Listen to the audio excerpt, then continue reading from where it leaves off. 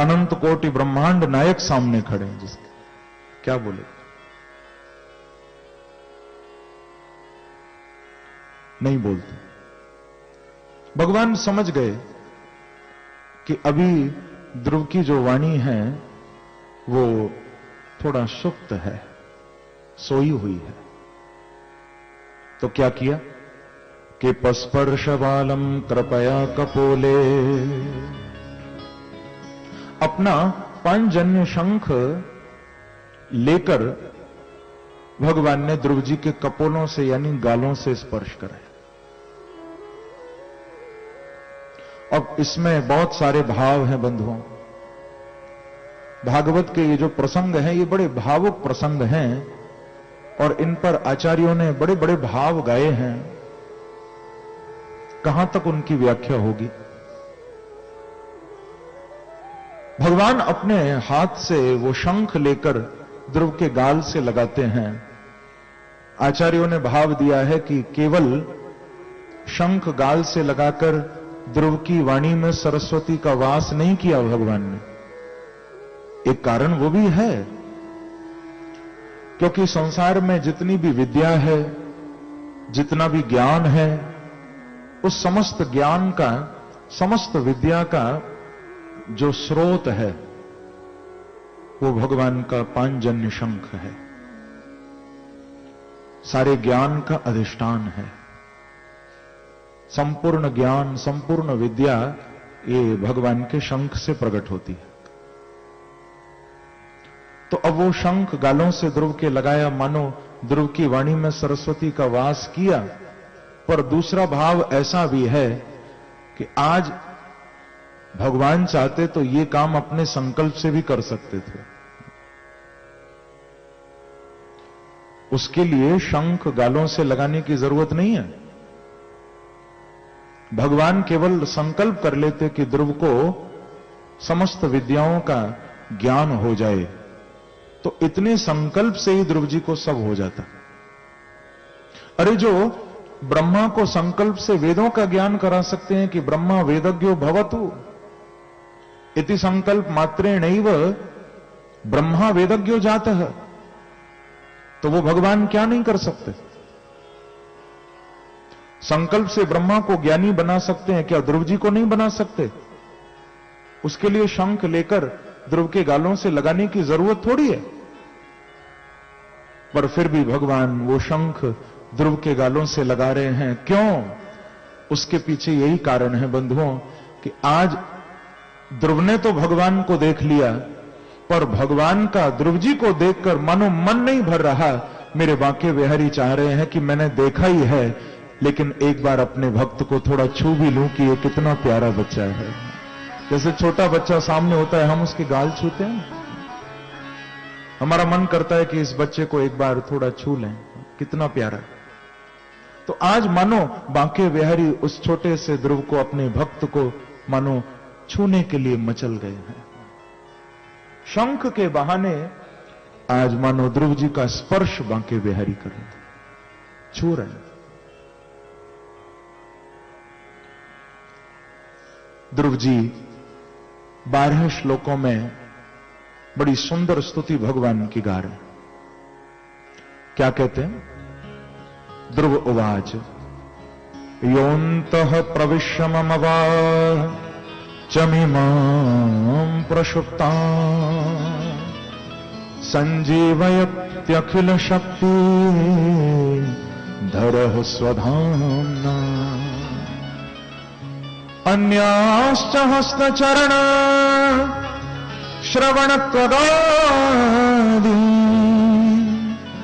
प्राणनमो भगवते पुरुषाय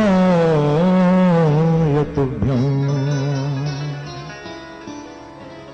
प्राणान्नमो भगवते पुरुषाय तुभ्यम्। हे प्रभु, आज मैं आपको प्रणाम कर रहा हूं,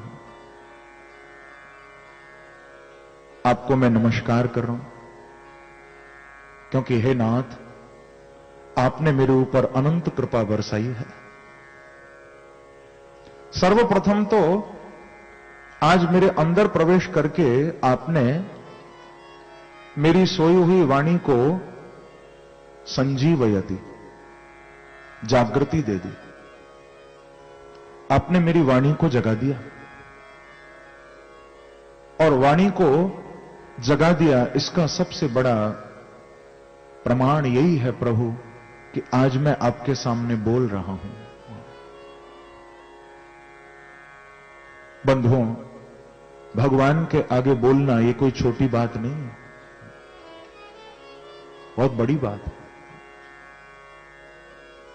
और वो भी 5 वर्ष का बच्चा जो अभी ठीक से स्कूल में पढ़ने भी नहीं गया, वो भागवत में संस्कृत में भगवान की स्तुति गा रहा है। देखो, जो अभी पढ़ने भी नहीं गया ठीक से। ये प्रभु की कृपा है कि मूकम करोति वाचालं पंगुम लंघयते गिरिं यत कृपा तमहं वंदे परमानंद माधवम्। मेरे बांके बिहारी जैसा दयालु कौन होगा बंधुओं। अरे ध्रुव जी तो चलो ठीक है, पढ़ने नहीं गए तो क्या, कम से कम बोल तो सकते थे, तो भगवान ने ज्ञान करा दिया विद्याओं का। पर बांके बिहारी यदि कृपा कर दें तो बंधुओं, एक गूंगा व्यक्ति जो बोल भी नहीं सकता है, वो भी प्रभु की कृपा से बोलने लग जाता है। जो चल भी नहीं सकता, ऐसा व्यक्ति भी दौड़कर बड़े से बड़े पहाड़ को पार कर सकता है, यदि बांके बिहारी कृपा कर दें तो। क्या नहीं हो सकता। हमारे शास्त्र कह रहे हैं पंगुम लंघयते गिरिं। प्रभु की कृपा से असंभव भी संभव हो जाता है। तो ध्रुव जी कह रहे हैं कि हे नाथ, आज आपने मेरी वाणी को जगाया, और न केवल मेरी वाणी को, अन्यांश्च, मेरी अन्य जितनी भी इंद्रियाएं हैं, जैसे कि मेरे हाथ, मेरे पैर, मेरे ये नेत्र, मेरे ये कान, ये सब जाग गए हैं। इन सबको आपने जागृति दे दी, क्योंकि आज मेरी सर्व इंद्रियां आपकी ओर उन्मुख हो गई हैं प्रभु। जो अब तक आपसे विमुख थीं, वो सब इंद्रियां आज आपके सन्मुख आ गई हैं। और मानो ध्रुव जी के कहने का भाव यही है बंधुओं कि जो परमात्मा से दूर बैठा है, वो चाहे कितना भी देखे, कितना भी सुने, कितना भी चले, कितना भी काम करे, जो भगवान से दूर है, समझना वो सोया हुआ है। और जो परमात्मा के करीब आ गया, समझना वो जीवन में जाग गया है, उसको जागृति मिल गई है। क्योंकि जानिए तब ही जीव जग जागा, जब सौ विषय विलास विरागा। जागा तो वही है जो परमात्मा के चरणों में आ गया, नहीं तो सब सो रहे। मोह निशा सब सोव निहारा, देखो सपन अनेक प्रकारा, गोस्वामी जी ने कहा, तुलसीदास जी ने। यहां सब मोह रात्रि में सो रहे हैं। जागा वही है जो प्रभु के चरणों में आया। बंधुओं, मैंने सुना 4 मित्र थे, रात्रि में खूब बोतल खोल के उन्होंने मदिरा पान किया, खूब शराब पी, बेहोश थे, मदहोश थे, पीते गए। बाद में उन्होंने सोचा कि चलो ऐसा करते हैं, नदी के किनारे तो आ ही गए, नाव भी खड़ी है, थोड़ा सा नौका विहार करते हैं, नाव में बैठते हैं, थोड़ा नदी में घूमेंगे। तो मदहोश हैं, शराब पी रखी है, चारों नाव में बैठे, और उस बेहोशी की ही अवस्था में, उस मदहोश अवस्था में खूब चलाते जा रहे हैं उस नाव का जो चप्पू है, खूब जोर जोर से चलाते हैं कि हम बहुत दूर जाएंगे और पूरी रात घूमेंगे आज नदी में। चलाते जा रहे,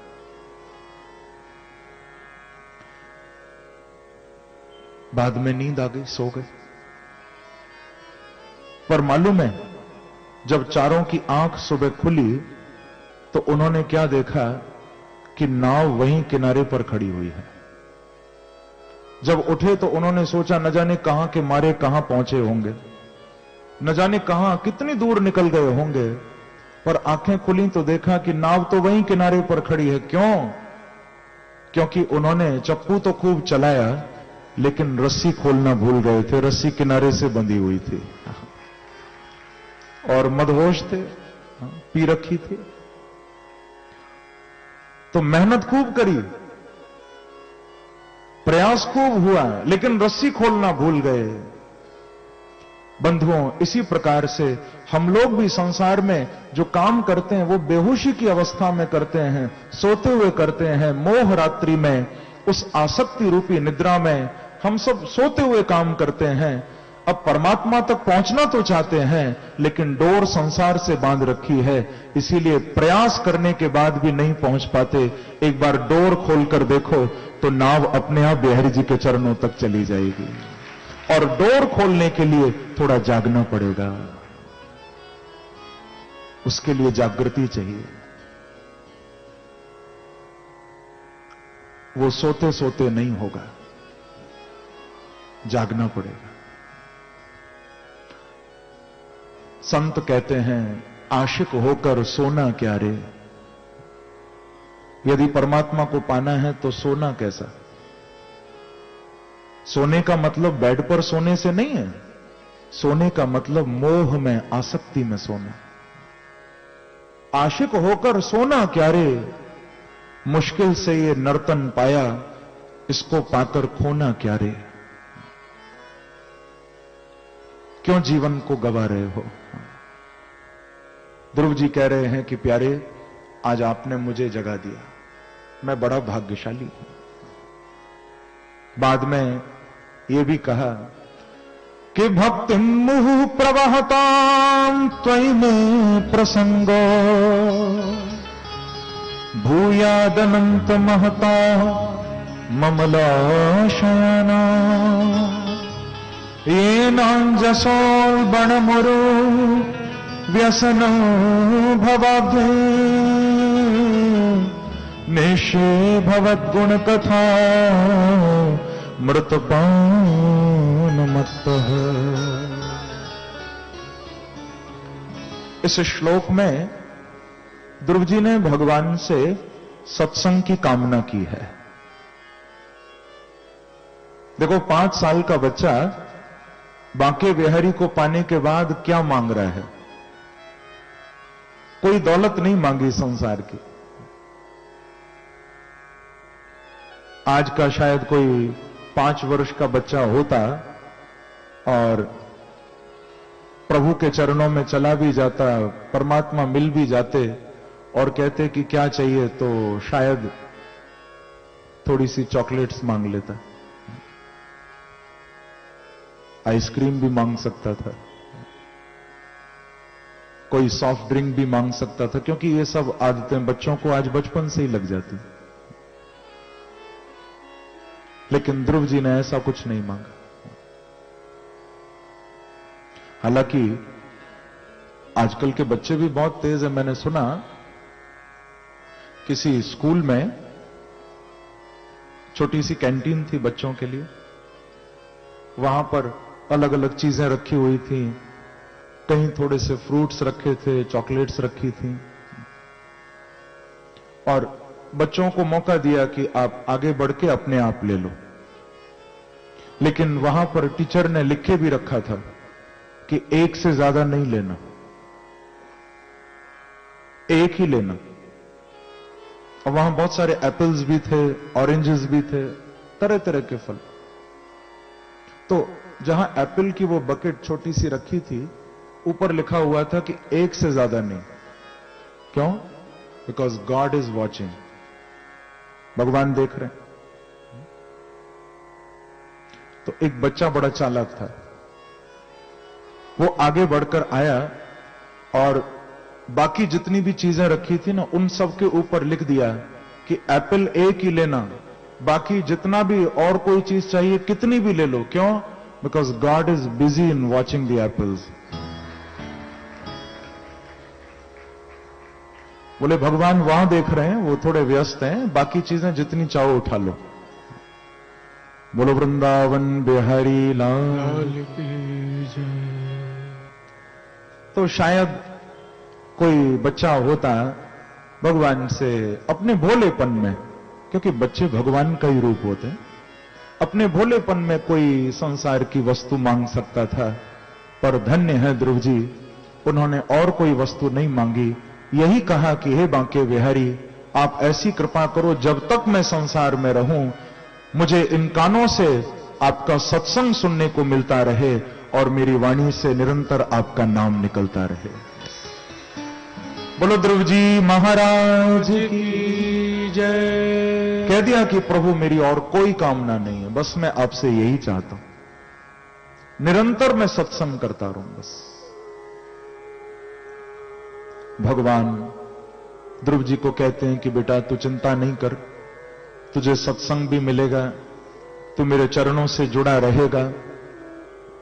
अब एक चीज तू नहीं मांगता ध्रुव, लेकिन मुझे मालूम है कि तेरे मन में एक बार सिंहासन पर बैठने की इच्छा थी। आज भले नहीं है, पर एक बार थी। तू अपने पिता की गोद में बैठना चाहता था, पर उस समय तुझे बैठने नहीं दिया। तो मैं तुझे आशीर्वाद दे रहा हूं कि उस राजगद्दी पर, जिसके लिए तेरी विमाता ने कहा कि जब तक उसका बेटा बन के नहीं आएगा नहीं बैठ सकता, पर मैं तुझे आशीर्वाद दे रहा हूं बेटा, तो उस राजगद्दी पर 1-2 घंटे, 1-2 दिन, 1-2 महीने, 1-2 साल नहीं, उस राज सिंहासन पर 36,000 वर्षों के लिए तू बैठेगा और राजा बन के राज्य सुख भोगेगा। ऐसा आशीर्वाद भगवान ने ध्रुव जी को दिया। भगवान ने बता दिया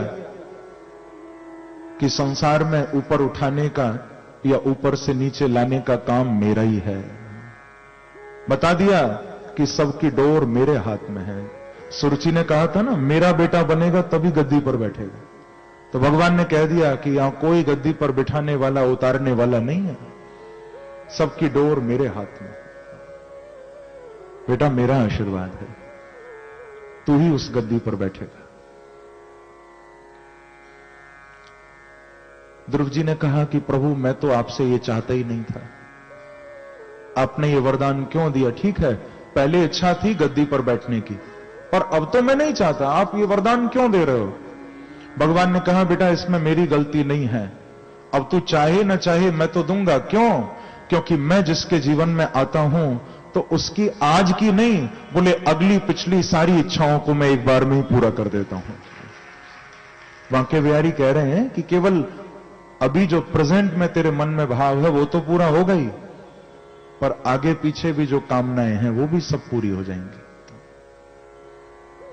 भगवान देने में कोई कमी नहीं छोड़ते बंधु। हम लोग बस उनको मनाने में, उनको पाने में, उनसे प्रेम करने में थोड़ी कमी छोड़ देते। परमात्मा कोई कमी नहीं छोड़ता,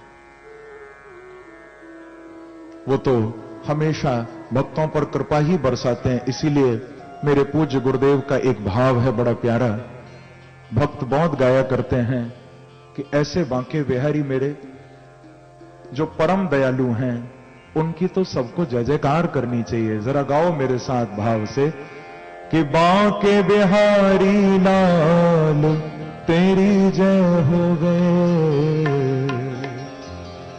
बांके बिहारी लाल तेरी जय होवे, बांके बिहारी लाल तेरी जय होवे, मेरे बांके बिहारी लाल तेरी जय होवे, बांके बिहारी लाल तेरी जय होवे, ओ मेरे बांके बिहारी लाल तेरी जय होवे, मेरे बांके बिहारी लाल तेरी जय होवे, ओ मेरे बांके बिहारी लाल तेरी जय होवे मेरे बांके बिहारी लाल तेरी जय होवे, तेरी जय होवे, तेरी जय होवे, तेरी जय होवे, तेरी जय होवे, तेरी जय होवे, तेरी जय होवे, तेरी जय होवे,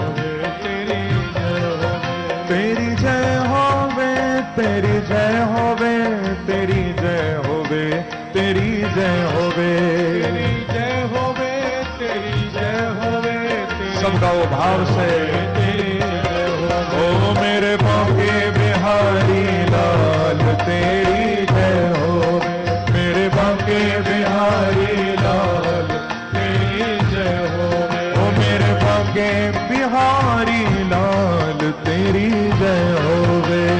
बांके बिहारी लाल, थोड़ा तालियों की सेवा करते हुए जाओ।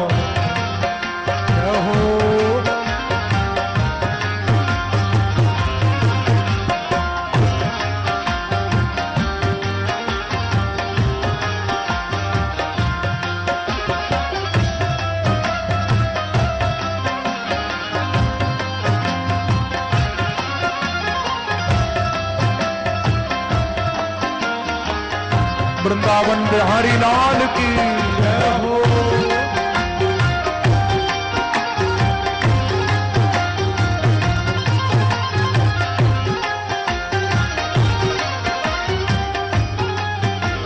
गए ओ मेरे बांके बिहारी लाल तेरी जय होवे, मेरे बांके बिहारी लाल तेरी जय होवे, चार वेद तेरो यस गावे, नेति नेति सदा पुकारे, चार वेद तेरो यश गावे, नेति नेति सदा पुकारे, चार वेद तेरो यस गावे, नेति नेति सदा पुकारे, चार वेद तेरो यश गावे, नेति नेति सदा पुकारे, चार वेद तेरो यस गावे, नेति नेति सदा पुकारे, चार वेद तेरो यश गावे, नेति नेति सदा पुकारे, चार वेद तेरो यस गावे, नेति नेति सदा पुकारे, चार वेद तेरो यश गावे, नेति नेति लेकिन प्यारे सदा पुकारे, फिर भी रहो फिर भी न पावे पार तेरी जय होवे, फिर भी न पावे पार तेरी जय होवे, ओ फिर भी न पावे पार तेरी जय होवे, फिर भी न पावे पार, इसीलिए गाइए भाव से, ओ मेरे बांके बिहारी लाल तेरी जय होवे, बांके बिहारी लाल तेरी जय होवे, ओ मेरे बांके बिहारी लाल तेरी जय होवे। बांके बिहारी लाल तेरी दोनों हाथ से ताली की सेवा करते हुए जाओ। जय हो।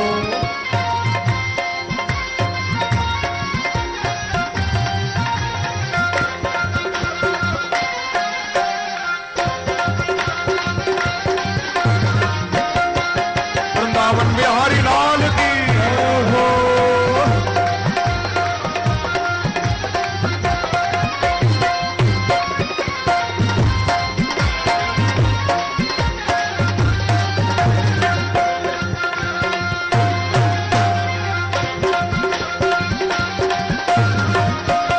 एक बार कहिए हरि बोल, हरि बोल।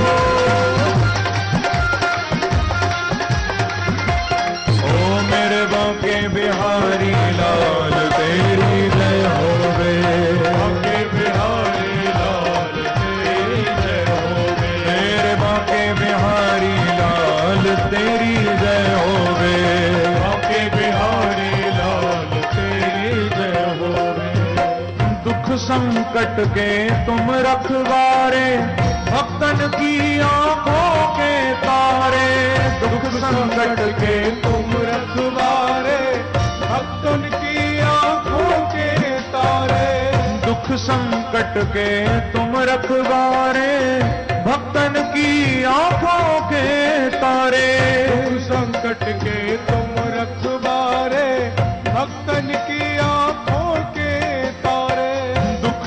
संकट के तुम रखवारे, भक्तन की आंखों के तारे।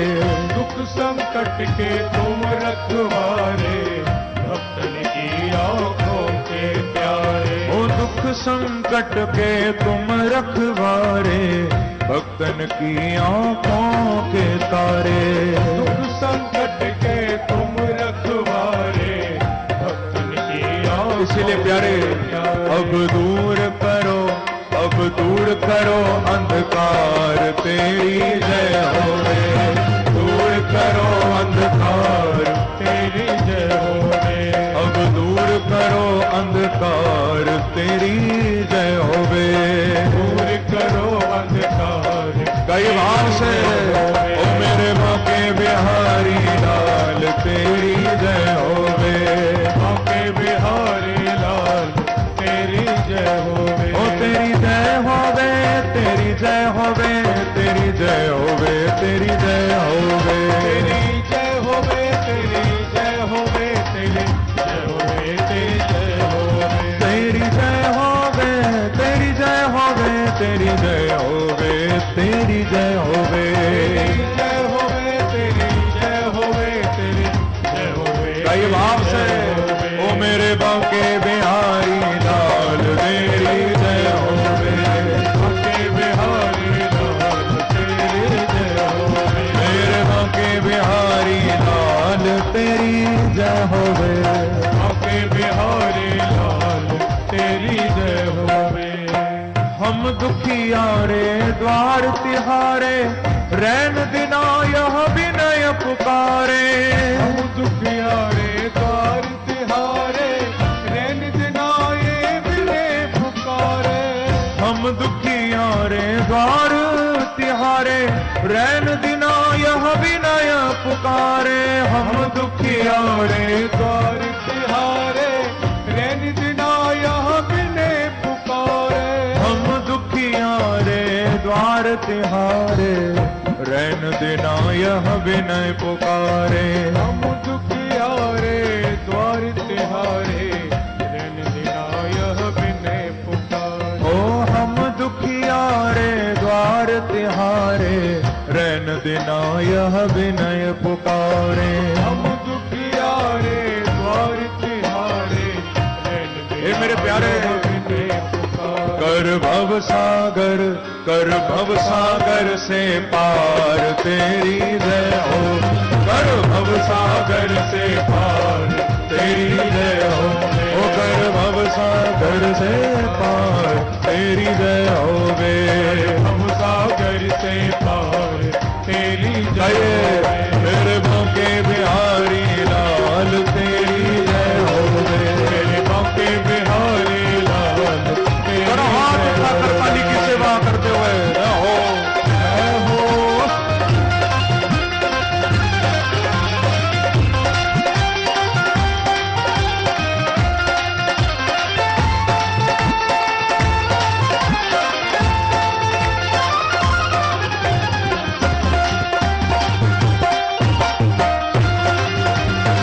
एक बार कहिए श्री राम ओ मेरे बाके बिहारी लाल, तेरी जय होवे।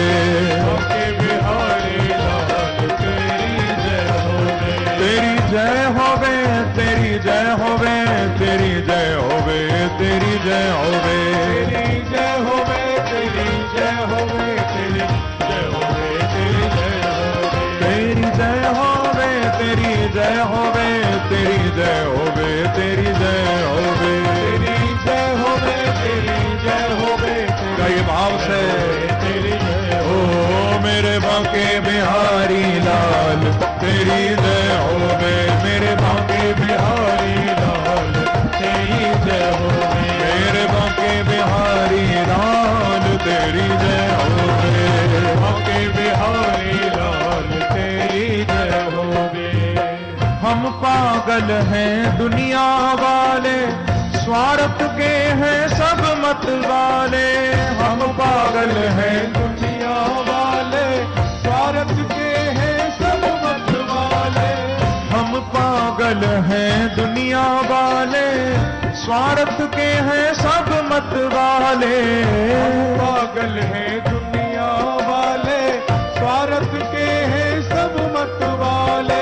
हम पागल हैं दुनिया वाले, स्वार्थ के हैं सब मत वाले।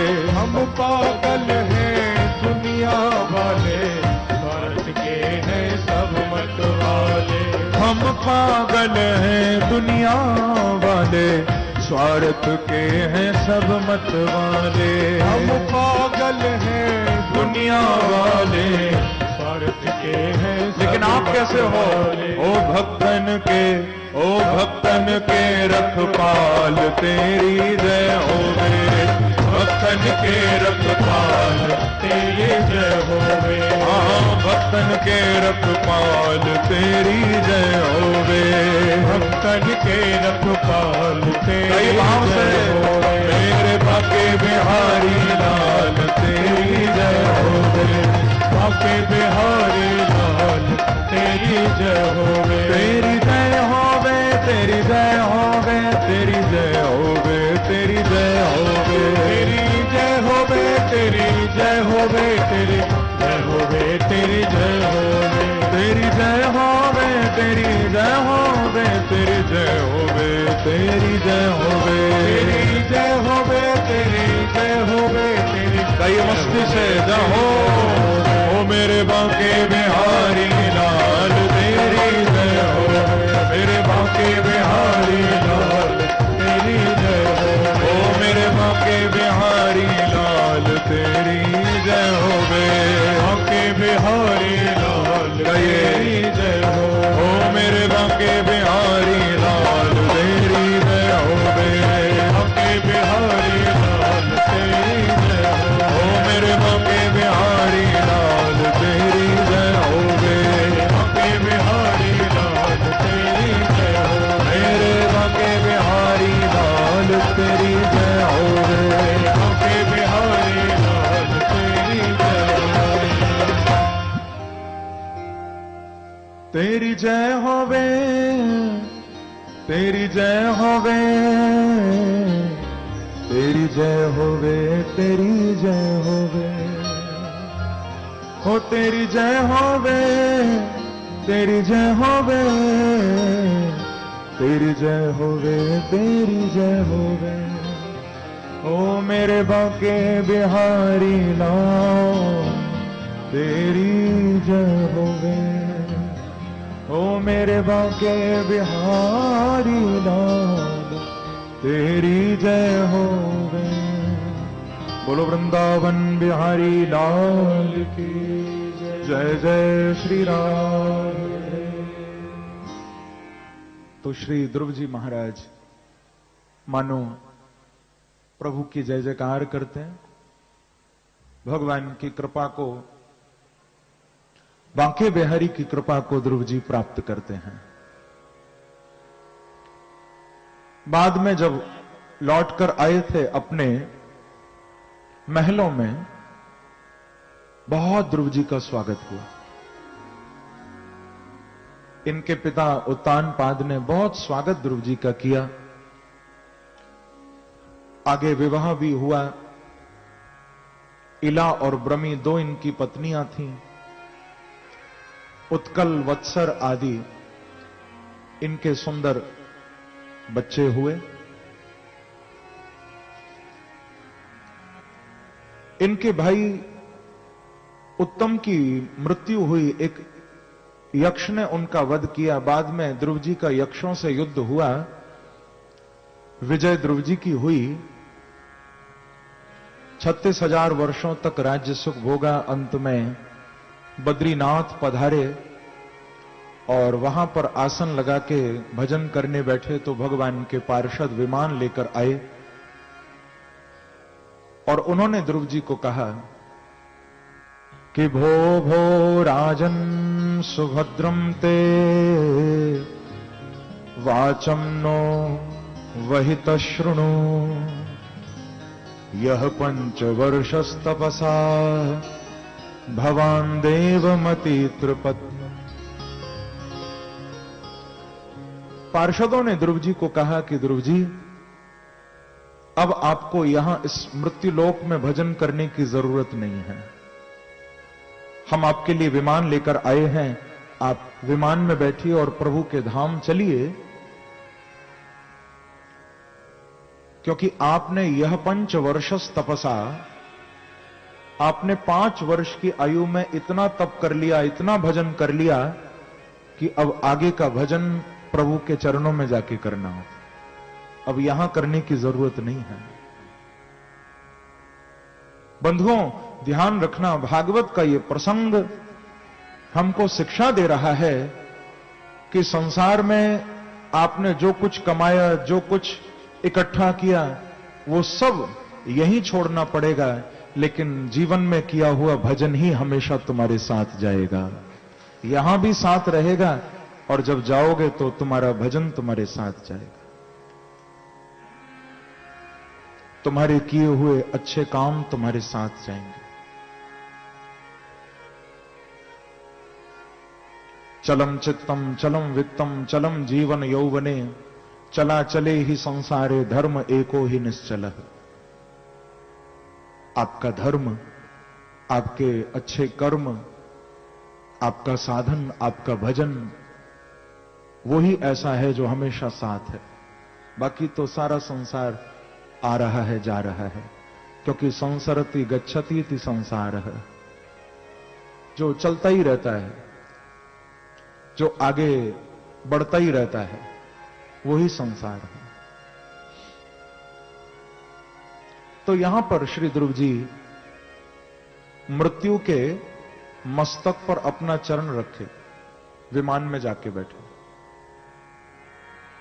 मृत्योर मूर्धनि पदम दत्वा, मृत्युदेव ध्रुव के चरणों में झुक गए और मृत्यु के मस्तक पर चरण अपना रख के उस विमान में ध्रुव जी बैठे। देखो जरा, भक्त ने मृत्यु के ऊपर चरण रखा अपना, और ये पंच भौतिक शरीर ध्रुव जी का छूट गया और दिव्य देह से विमान में जाके बैठे। लेकिन हम लोग कैसे हैं? हम मृत्यु के मस्तक पर चरण नहीं रखते। मौत आकर जबरदस्ती हमारा शरीर हमसे छीनती है, हम देने को कहां तैयार हैं? तभी तो आपने देखा होगा कोई मर जाता है ना, जब शव यात्रा निकलती है तो उस समय शव को यानी मुर्दे को भी बांध के ले जाते हैं स्मशान तक, रस्सी से बांधा जाता है। क्यों बांधा जाता है? इसीलिए बांधा जाता है क्योंकि डर होता है कहीं फिर उठ के ना आ जाए।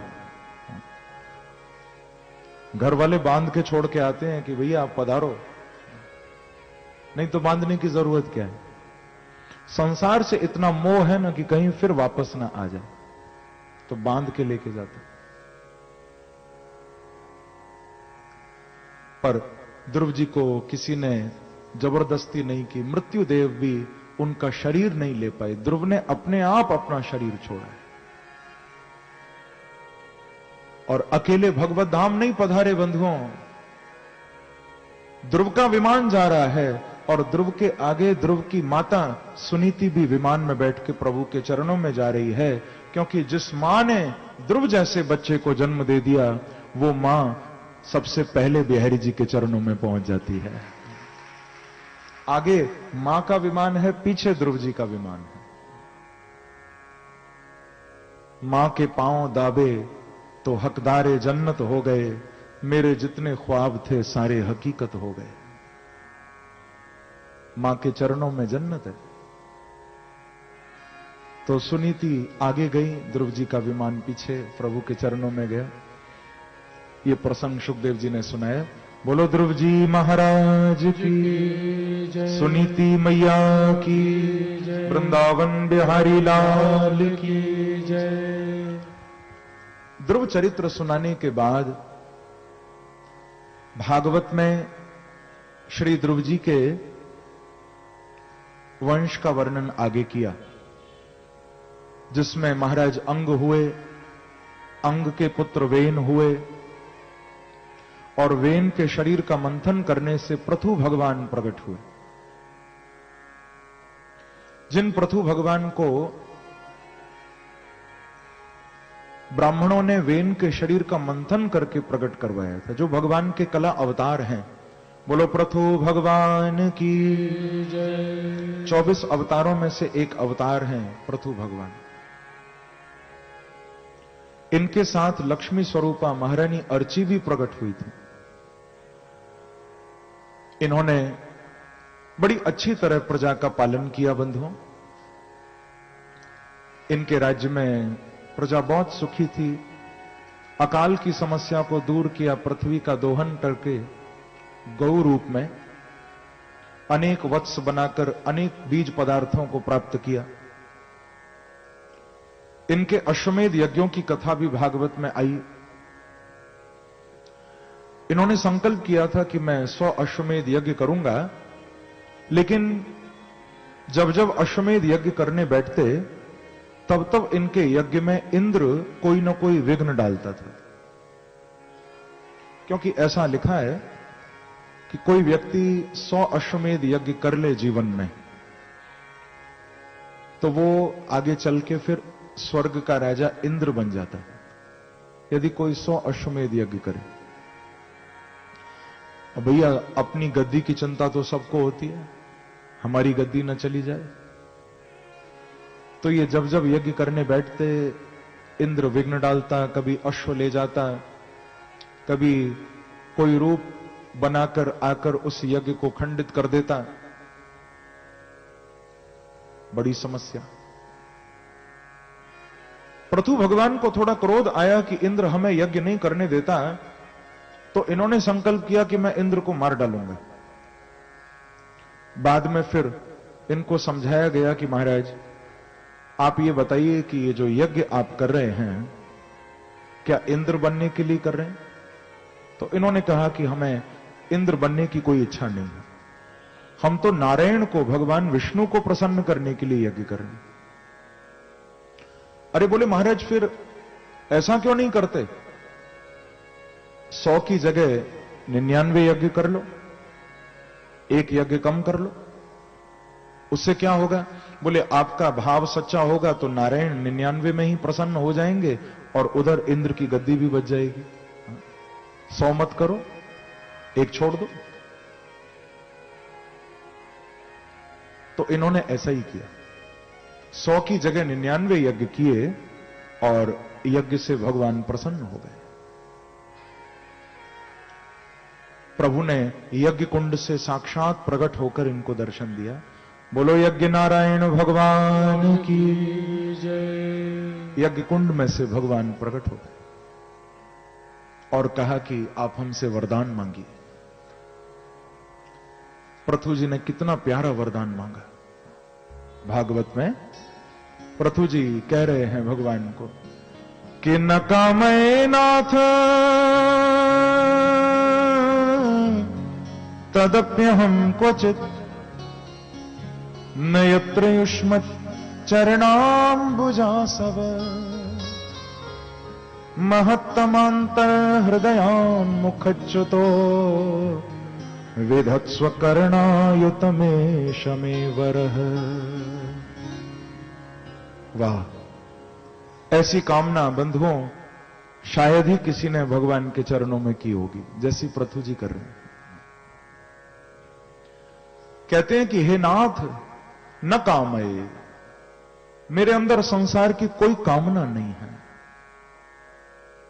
मैं आपसे संसार की कोई वस्तु नहीं चाहता हूं, पर एक इच्छा बार बार मेरे मन में उठ रही है, आप पूरा कर सको तो मुझे आप ये वरदान दे देना प्रभु।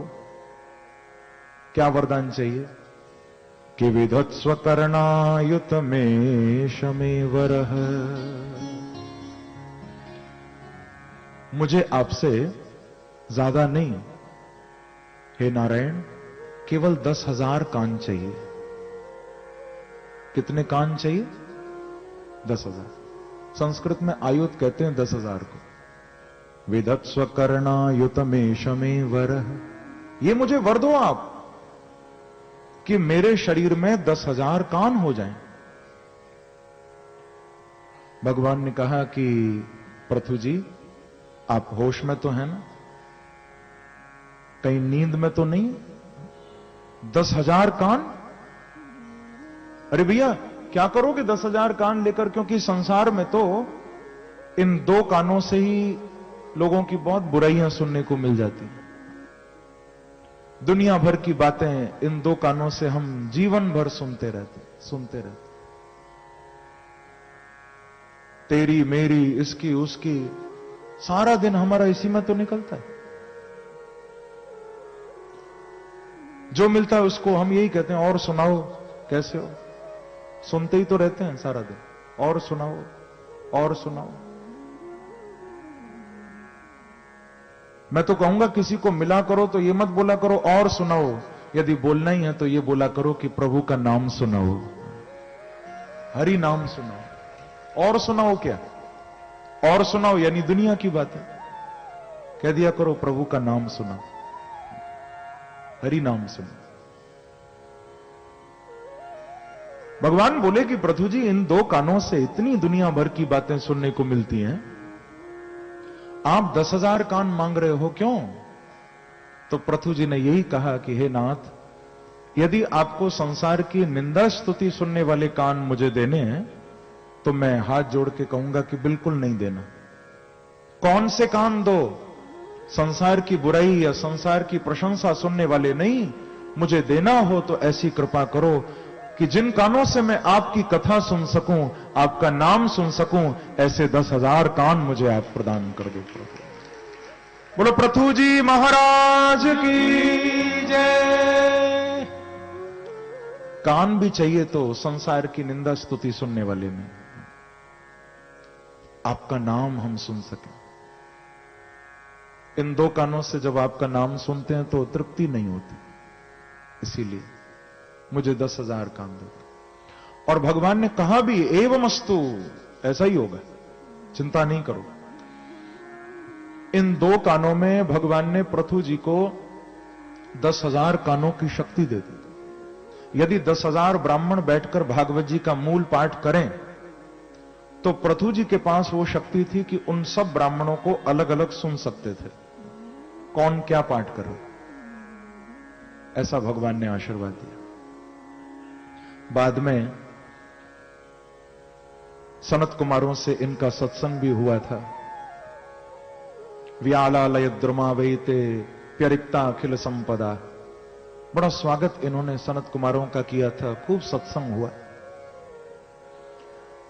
इनके पुत्र हुए थे विजिताश्व, विजिताश्व जी के पुत्र हुए थे हविर्धान, हविर्धान के पुत्र हुए थे प्राचीन वरही, प्राचीन वरही के 10 पुत्र प्रचेता कहलाए, जिनको भूत भावन भोलेनाथ ने नारायण सरोवर पर सुंदर रुद्र गीता का उपदेश किया कि क्षणार्धम नापि तुलये न स्वर्गम न पुनर्भवम भगवत संग संगस्य मर्त्यानाम किमुताशिष।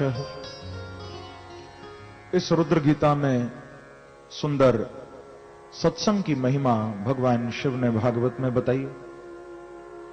नारद जी ने प्रचेताओं के पिता महाराज प्राचीन वरही को 5 अध्याय में पुरंजनोपाख्यान सुनाया, जो बड़ा आध्यात्मिक प्रसंग है भागवत का। इस राजा के द्वारा पशु बलि यज्ञ होता था, नारद जी ने उसको बंद कराया और इसको आत्म स्वरूप का दर्शन कराया। भागवत का 5वां स्कंद यहां से प्रारंभ हुआ। राजा परीक्षित प्रश्न कर रहे हैं, प्रियव्रतो भागवत आत्मा रामः कथम मुने ग्रहे रमतयन्मूलः कर्म बंधः पराभवः। प्रश्न किया कि हे गुरुदेव, आपने हमें मनु जी के सभी संतानों के विषय में उनकी कथा, उनके चरित्र खूब सुनाए, तीनों बेटियों के चरित्र सुनाए। आपने उनके पुत्र उत्तानपाद की कथा, उनके वंश में जितने राजा हुए सबकी कथा सुनाई। लेकिन अभी भी मनु जी के एक बेटे छूट रहे हैं। कौन? कि प्रियव्रतो भागवत, जिनका नाम है प्रियव्रत, ये मनु जी के बड़े बेटे हैं। हालांकि गोस्वामी तुलसीदास जी ने रामचरितमानस में उत्तानपाद जी को बड़ा बताया है और प्रियव्रत को छोटा बताया, लेकिन भागवत में क्योंकि कल्प भेद से इस प्रकार के कभी कभी थोड़ा फेर बदल हो जाते हैं, कल्प भेद से कथाओं में कभी कभी बदलाव आ जाते हैं। भागवत के अनुसार प्रियव्रत ही बड़े हैं, क्योंकि भागवत में जब जब नाम आया है तो पहले नाम प्रियव्रत का आया है, उत्तानपाद का पीछे नाम आया, तो इस दृष्टि से प्रियव्रत ही बड़े हैं। परीक्षित ने पूछा कि हमने सुना है महाराज प्रियव्रत बड़े धार्मिक थे, बड़ा भजन करते थे भगवान का, और इसी से अंदाजा लगा लो, परीक्षित ने कहा कि प्रियव्रतो भागवत। प्रियव्रत कौन थे? प्रियव्रत भागवत थे। कौन थे? भागवत।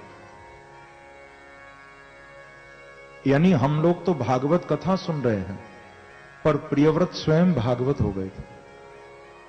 भागवत कौन है? भागवत वो है जो भगवान का हो गया है। एक बार कहिए श्री राधे। जो परमात्मा का हो गया वो है भागवत। भक्ति ज्ञान विरागाणाम तत्वम यस्मिन,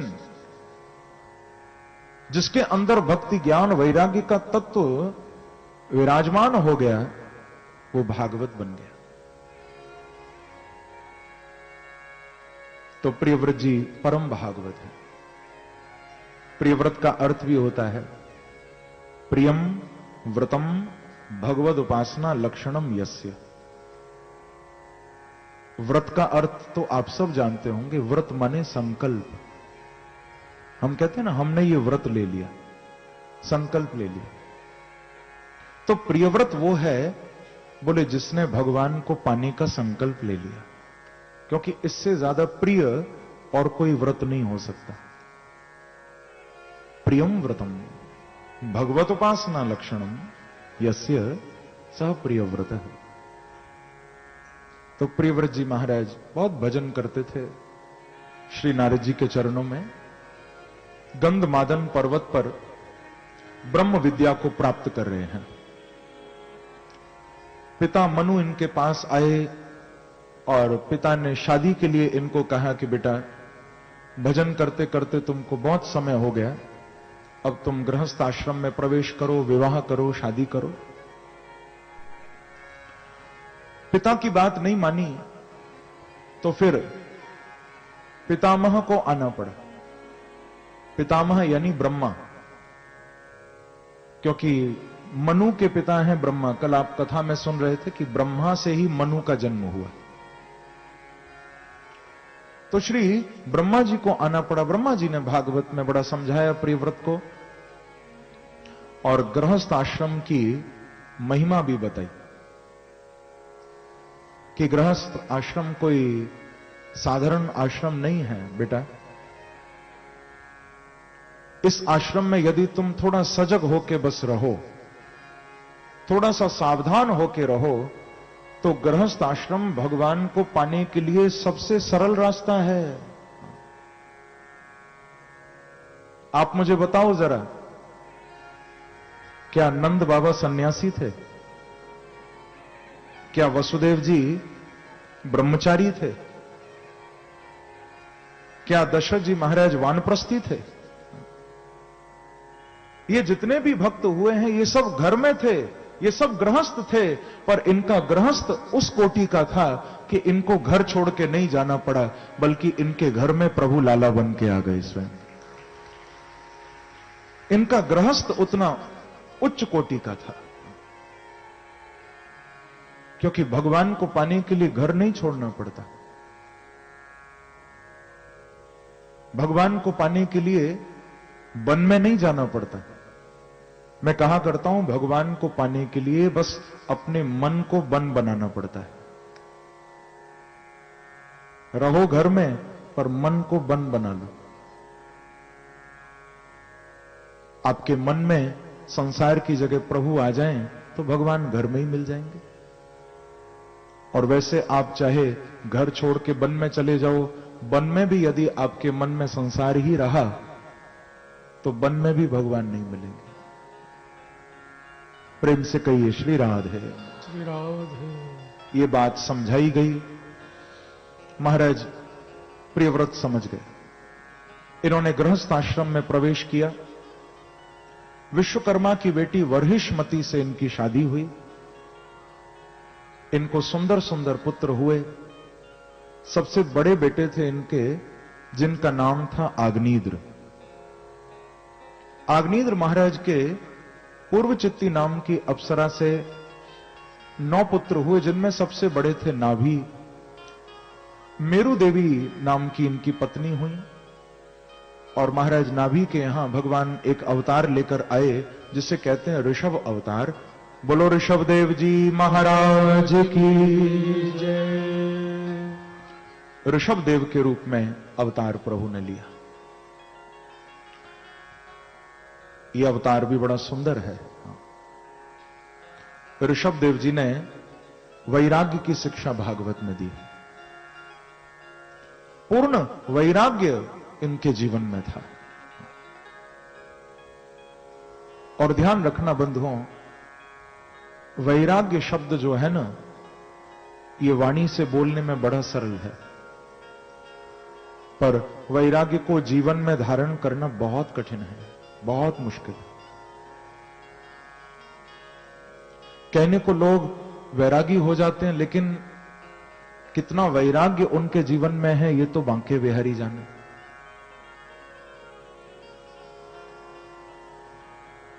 क्योंकि केवल वाणी का विषय नहीं है वैराग्य। आप शरीर से यदि कुछ छोड़ रहे हो, ठीक है, संसार की दृष्टि में वो त्याग हो सकता है। हम कहते हैं ना कि फलाने महात्मा तो बड़े त्यागी हैं, उन्होंने तो सब त्याग दिया। अच्छी बात है। यदि आप शरीर से छोड़ रहे हो चीजों को तो वो त्याग हो सकता है, लेकिन जिसने मन से संसार को छोड़ दिया वो ही वैराग्य हो सकता है। शरीर से आप छोड़ रहे हो तो वो त्याग है। लोग कहेंगे कि हां आप बड़े त्यागी हैं, आप ये नहीं अपनाते, आपने ये छोड़ा, आपने वो छोड़ा, आप त्यागी हैं। पर मन से तुमने कितना छोड़ा ये तो तुम ही जानते हो या परमात्मा जानता है। शरीर से हमने बहुत कुछ छोड़ दिया, लेकिन मन में वो चीजें बैठी हुई हैं। बल्कि हकीकत तो यह है कि जो घर में हैं उनके मन में उतना संसार नहीं है, जो घर छोड़ के चले गए उनके मन में ज्यादा संसार आ गया। उनका मन ज्यादा संसार की ओर भागता है। अब हम जैसे लोग जो घर में ही हैं उनके मन में उतना संसार नहीं, क्योंकि हम तो रह ही रहे हैं। जो छोड़ के जाते हैं ना उनके लिए और कठिनाई हो जाती है, उनका मन और बार बार भागता है वहीं। प्रेम से कहिए श्री राधे। तो केवल शरीर से नहीं छोड़ना। शरीर से केवल छोड़ोगे संसार की दृष्टि में वो त्याग होगा, लेकिन परमात्मा की दृष्टि में वो दिखावा हो जाएगा, वो एक आडंबर हो जाएगा, एक ढोंग हो जाएगा। छोड़ना हो तो आप हृदय से त्यागो। जनक जी का नाम तो सबने सुना होगा। कौन है जो जनक को न जानता हो। भागवत में भी जनक जी का सत्संग नव योगेश्वरों के साथ हुआ 11वें स्कंद में। परम ज्ञानी महाराज जनक।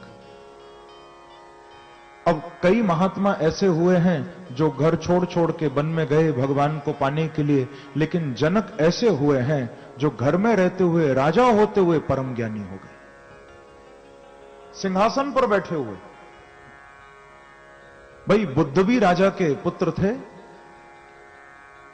पहले नाम था इनका सिद्धार्थ, लेकिन परमात्मा को पाने के लिए सिद्धार्थ को घर छोड़ना पड़ा था,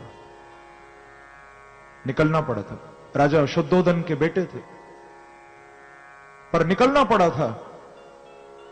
और इनका त्याग वैराग्य में बदला तो भगवान मिले। लेकिन जनक जी को महल नहीं छोड़ना पड़ा, जनक महल में ही रहे और फिर भी परम वैराग्य। एक कथा आती है, जनक जी के पास कोई जिज्ञासु आया था। उसने जनक जी को यही प्रश्न किया कि महाराज, मैं कैसे मानूं कि आप सच्चे वैरागी हो? आप गद्दी पर बैठे हो, आप राजा हो, आपके चारों तरफ सुख सुविधा भोग विलास, मैं कैसे मानूं कि तुम वैरागी हो या त्यागी हो? आप तो महल में राजा बने बैठे। तो जनक जी ने उस जिज्ञासु को कहा कि मैं तेरे प्रश्न का उत्तर अभी नहीं दे सकता, लेकिन इतना सुन ले कि आज तूने मेरे सामने ये जो प्रश्न किया है ना, तूने मेरा अपमान किया है।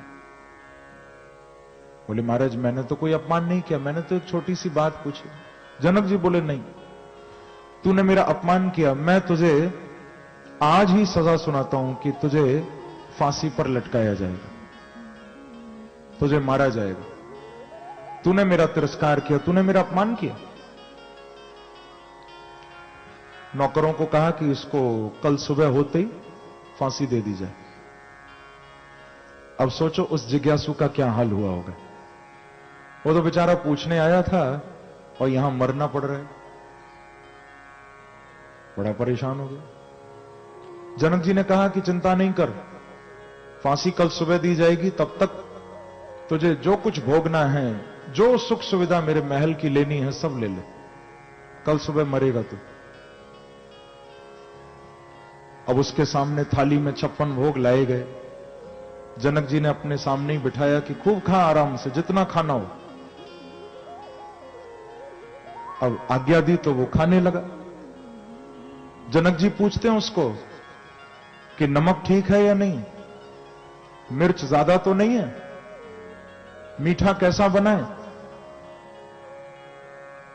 जनक जी उसको पूछते हैं, उसकी आंखों से आंसू गिरते हैं। वो कहता है कि महाराज, आपको नमक और मीठे और मिर्ची की पड़ी है, यहां सुबह मरने की पड़ी है। मैं खा तो रहा हूं, लेकिन मुझे समझ नहीं आता कि नमक कम है या ज्यादा है, मीठा कम है या ज्यादा है, क्योंकि मन में एक ही बात है, सुबह मरना है। मुझे ये सब कुछ अच्छा नहीं लगता। जनक जी मुस्कुराए और कहा कि बेटा, तू मरेगा नहीं, मैंने तेरे प्रश्न का उत्तर दे दिया। आज तूने थोड़ी देर के लिए सोचा कि सुबह मरना है, तो तुझे भोगों के बीच में रहते हुए भोग अच्छे नहीं लग रहे, तो मैं तो कब से सोचे बैठा हूं कि मुझे मरना है, तो सिंहासन पर बैठकर भी मेरा मन संसार में नहीं लगता, राजा होते हुए भी मेरा मन संसार में आसक्त नहीं होता, क्योंकि मैं जानता हूं कि शरीर नश्वर है। ये बात मैंने अंदर से जान ली है।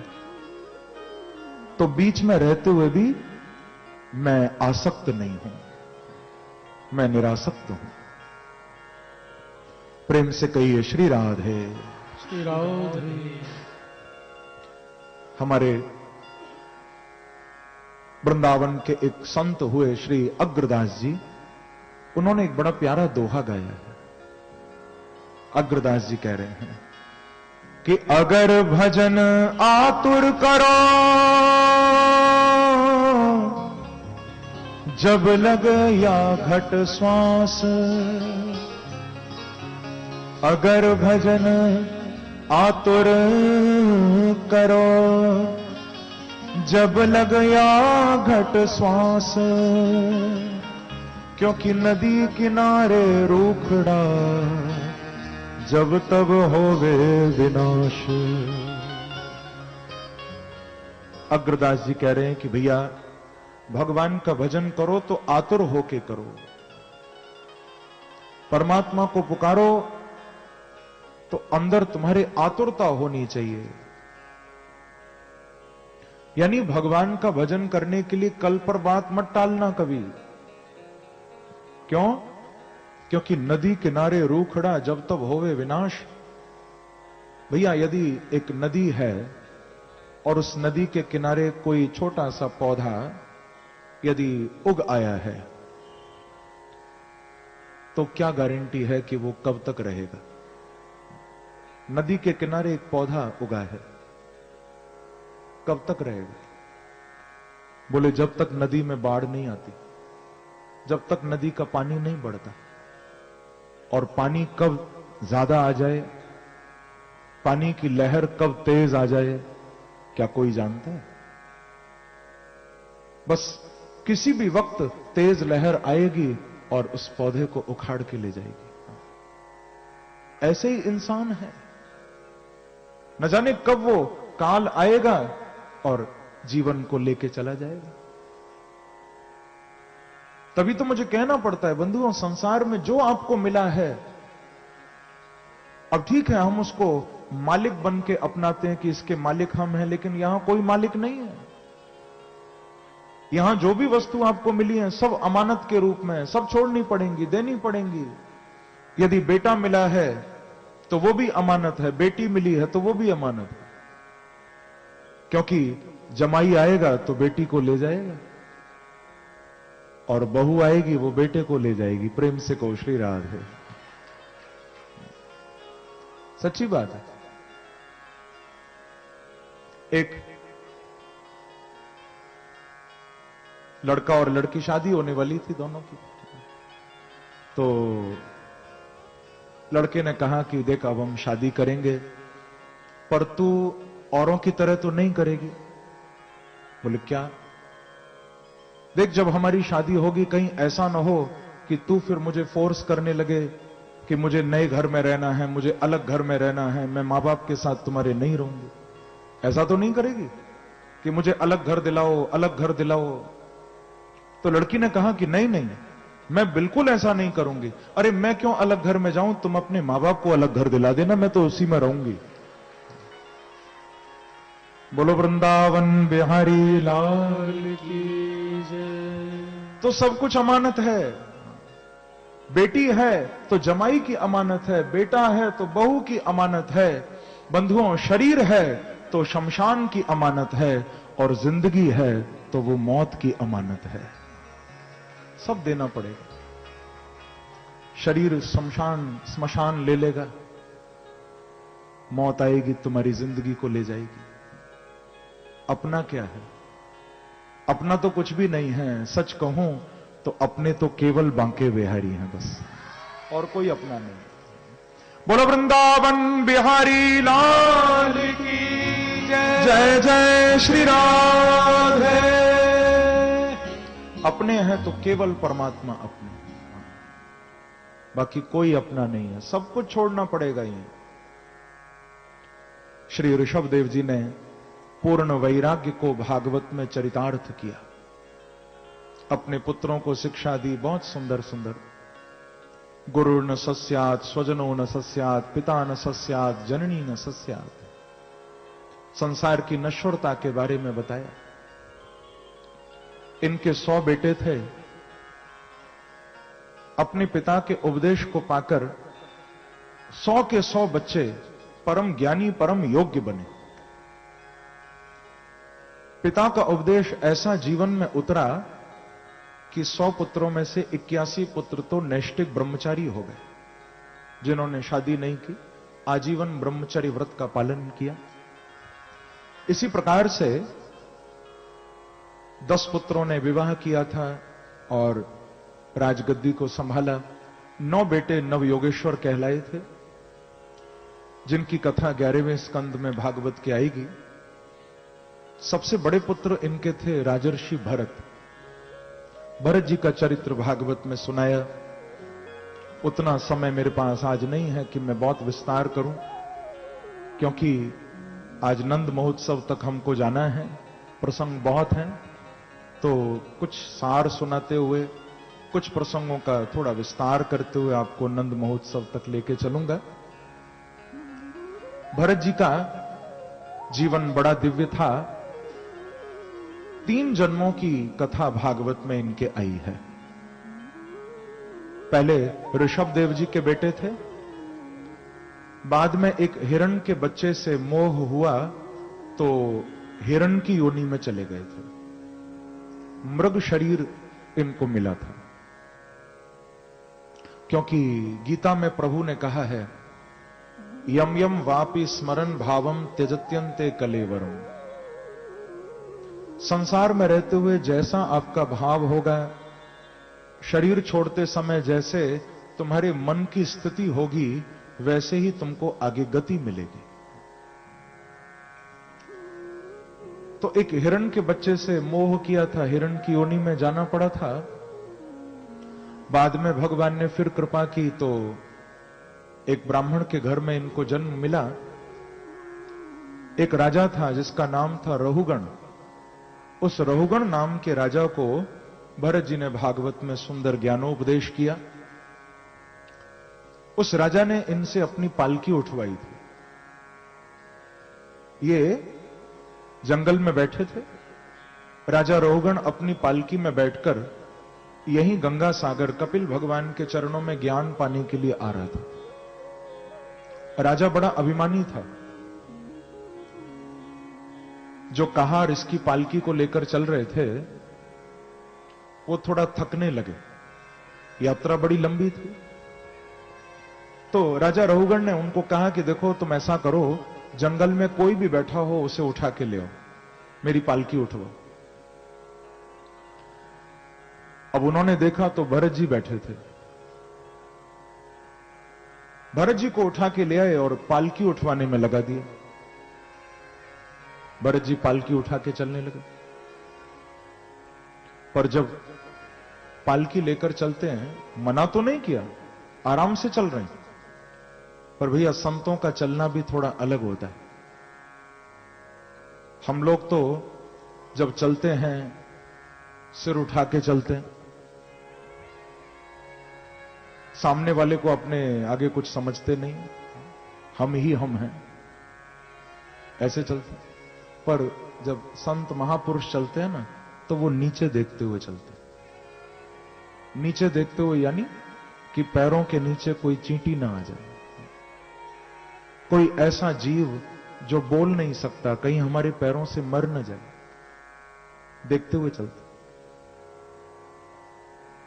इसीलिए एक बड़ा प्यारा छोटा सा भाव है, थोड़ा सा गुनगुनाओ मेरे साथ। बड़ा सुंदर इसके कुछ शब्द हैं, आप सुनोगे आपको अच्छा लगेगा। आगे फिर चल रहे हैं, कथा बढ़ेगी।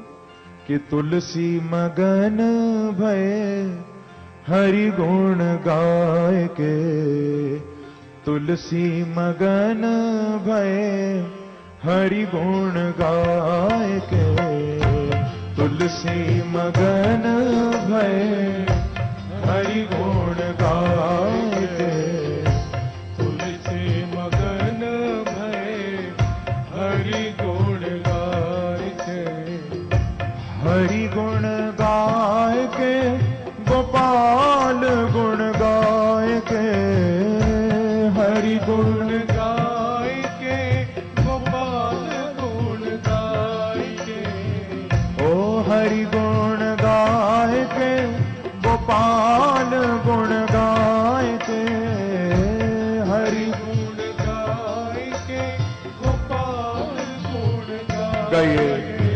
हाँ, तुलसी मगन भय हरि गुण गाय के, तुलसी मगन भये हरि गुण गाय के, ओ तुलसी मगन भय हरि गुण गाय के, तुलसी मगन भये हरि गुण गाय के, कोई चले हाथी घोड़ा पालकी सजाए के, कोई चले हाथी घोड़ा पालकी सजाए के, कोई चले हाथी घोड़ा पालकी सजाए के, कोई चले हाथी घोड़ा पालकी सजाए के, लेकिन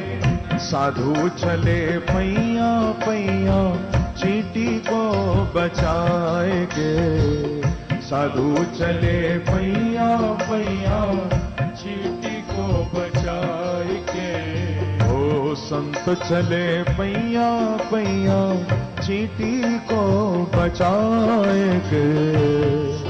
चले पैया पैया चींटी इसीलिए गाइए, ओ तुलसी मगन भय हरि गुण गाय के।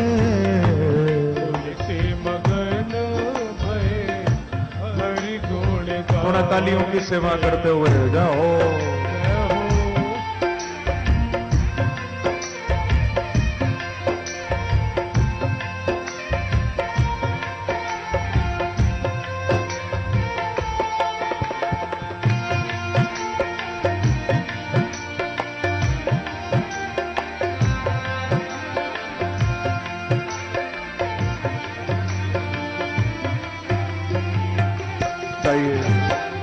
तुलसी मगन भय हरि गुण गाय के। तुलसी मगन भय हरि गुण गाय के। कोई खावे पूड़ी मिठाई बर्फी मंगाए के। कोई खावे पूरी मिठाई बर्फी मंगाई के। वैसे भी कोलकाता के भक्त तो मिष्टी खूब खाते हैं, खाते हो या नहीं? यहां भी हमारे जालान परिवार की ओर से खूब व्यवस्था है। आप लोग प्रसाद लेके जाते हो यहां से खूब या नहीं? हाँ? क्योंकि भागवत जी का प्रसाद बड़े भाग्य से मिलता है। मुझे रोज जालन जी बताया करते हैं कि क्या क्या प्रसाद में भक्तों को वितरण होता है यहां पर। बंधुओं, अन्यत्र कहीं कुछ खाने को मिले न मिले कोई परवाह नहीं करना, लेकिन भागवत का प्रसाद जहां बट रहा हो झोली फैला के लेके जाना, क्योंकि ये बांके बिहारी का प्रसाद है। संसार में जब इतना लोग खाने के लिए मरते हैं तो फिर प्रभु का प्रसाद ही खाओ ना। मैं तो सुना करता हूं जब लोग शादियों में जाते हैं ना, खूब खाते हैं। मैं तो ऐसे लोगों को भी जानता हूं जब शादी में जाते हैं तो 2-3 दिन पहले से थोड़ा खाना कम कर देते हैं। क्यों? बोले वहीं खाएंगे।